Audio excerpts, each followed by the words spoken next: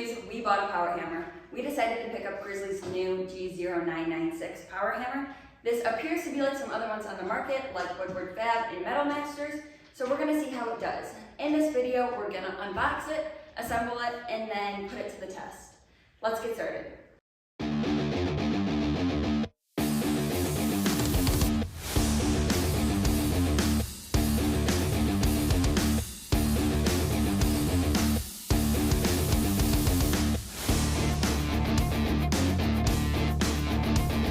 Now that we have everything off the pallet, we are going to work to take the power hammer and lift it with the engine hoist to put on the base, and then we're going to secure it with the 4 bolts that came supplied.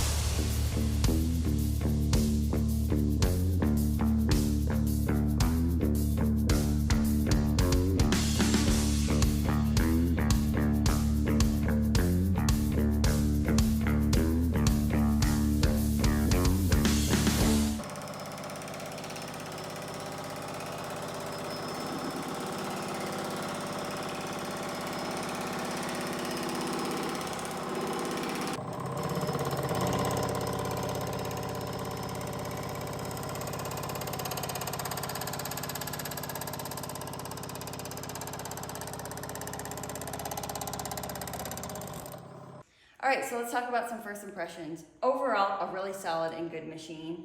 There are so many dies to choose from, and the slots that they go in are pretty stiff. This can be a little bit of a pain, but overall, not a big deal at all.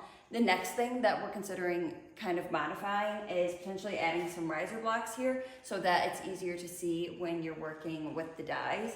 And then lastly, there are some overall just kind of harsh edges in some of these dies, so we'll want to smooth them out so you have overall a better finish.